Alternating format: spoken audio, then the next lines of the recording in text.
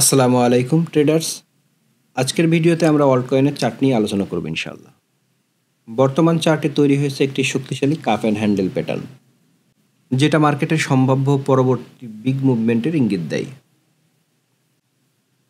ভিডিওটা শেষ পর্যন্ত দেখুন, কারণ এখানে আমি আপনাদেরকে বুলিশ এবং বিয়ারিশ দুটো সম্ভাবনাই দেখাবো, সঙ্গে থাকবে প্রয়োজনীয় ট্রেডিং টিপস। প্রথমে দীর্ঘমেয়াদী কারেকশন শেষে একটি গোলাকার কাপ তৈরি করেছে, অর্থাৎ এইখানে যে কারেকশনটা করেছিল এরপর এইখানে একটা গোলাকার কাপ তৈরি করেছে। তারপর হালকা রিট্রেসমেন্ট করে এখানে একটা কাপের হ্যান্ডেল তৈরি করেছে, যেখান থেকে সাধারণত বুলিশ ব্রেকআউটের সম্ভাবনা তৈরি হয়। অর্থাৎ এই জায়গাটাতে যদি ক্যান্ডেল এই হোয়াইট কালারের রেসিস্ট্যান্স লেভেল ব্রেক করে উপরে ক্লোজ করে, তাহলে cup and handle pattern active হয়ে যাবে। সেই ক্ষেত্রে এটার প্রথম টার্গেট হবে এইখানে $2.99 ট্রিলিয়ন বা এর কাছাকাছি। আর টার্গেট এক্সটেন্ড যদি হয় সেক্ষেত্রে কিন্তু $3 ট্রিলিয়ন বেশি হতে পারে। কাপ অ্যান্ড হ্যান্ডেল সাধারণত খুবই শক্তিশালী প্যাটার্ন, তাই একবার ভলিউম সহ ব্রেকআউট হলে বড় র্যালি হওয়ার সম্ভাবনা থাকে।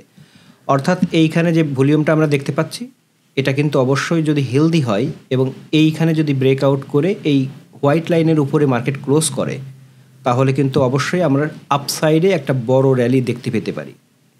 প্রুফ হিসাবে আমরা বলতে পারি পাস্টে কিন্তু এই ধরনের প্যাটার্ন অনেক ব্রেকআউট করেছে এবং আপসাইডে কিন্তু অনেক বেশি মুভ করেছে। তবে মনে রাখতে হবে, কোনো চার্ট প্যাটার্নই শতভাগ নিশ্চয়তা দেয় না। যদি কোনো কারণে প্রাইস রেসিস্ট্যান্স ভাঙতে ব্যর্থ হয় এবং ক্যান্ডেল হ্যান্ডেল অংশের নিচে নেমে যায়, তাহলে এই পুরো cup and handle set up invalid হয়ে যাবে। অর্থাৎ এই যে এইখানে আমরা রেড লাইন দেখতে পাচ্ছি, এইটার নিচে যদি প্রাইস আসে তাহলে এই টোটাল বুলিশ প্যাটার্ন ক্যান্সেল হয়ে যাবে। সেই ক্ষেত্রে প্রাইস দ্রুত ডাউন সাইডে মুভ করতে পারে আর মার্কেটে কিন্তু সেল অফ শুরু হতে পারে। এখন প্রশ্ন আসতে পারে, এই পরিস্থিতিতে ট্রেডাররা কি করবে? প্রথমত ব্রেকআউট হলে অবশ্যই ভলিউম চেক করবেন। ভলিউম ছাড়া ব্রেকআউট হলে সেটা ফেক ব্রেকআউটও হতে পারে, অর্থাৎ আবারও প্রাইস ড্রপ করা শুরু করতে পারে। তো এখানে যদি এরকম হয় উইদাউট গুড ভলিউম প্রাইসটা এখানে ব্রেকআউট করে এবং এইখানে যদি ডাউন সাইডে আসে, তাহলে সেটাকে ফেক ব্রেকআউট হিসাবে কাউন্ট হবে এবং এটা যদি হয় সাধারণত গুড ভলিউমের ল্যাকিংসের কারণে হয়।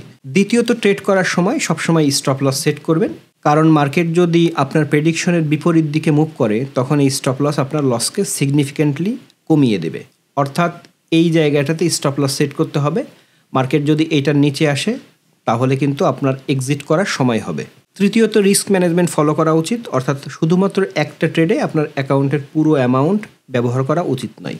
তাহলে সারসংক্ষেপে বলা যায়, অল্টকয়েন বর্তমানে একটি ক্রিটিক্যাল জোনে আছে।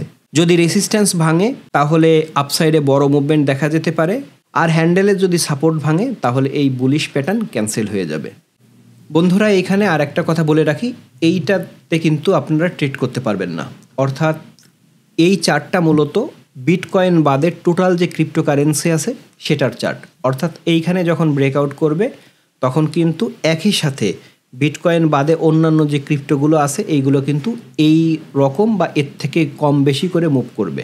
সুতরাং এইটা আমাদেরকে ইন্ডিকেশন করবে যে আমরা কখন অল্টকয়েনে ইনভেস্ট করতে পারি এবং কখন এটা মার্কেটে সেল অফ শুরু হবে, আমাদের এক্সিট করার সময় হবে। উদাহরণ হিসাবে আমরা যদি বলি, এইখানে যখন ব্রেকআউট করবে একই সাথে কিন্তু Ethereum, dose coin, Solana, Cardano এই কয়েনগুলো কিন্তু মুভ করতে পারে এবং এইখানে যদি এই সাপোর্ট লাইনটা ব্রেক করে, তাহলে মোস্ট অফ দ্য অল্টকয়েনই কিন্তু সেল অফ শুরু করতে পারে।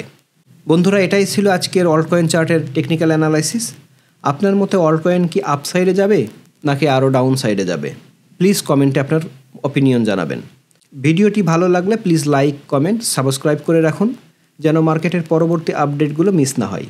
ধন্যবাদ, দেখা হবে পরের ভিডিওতে ইনশাআল্লাহ। সে পর্যন্ত সবাই ভালো থাকবেন।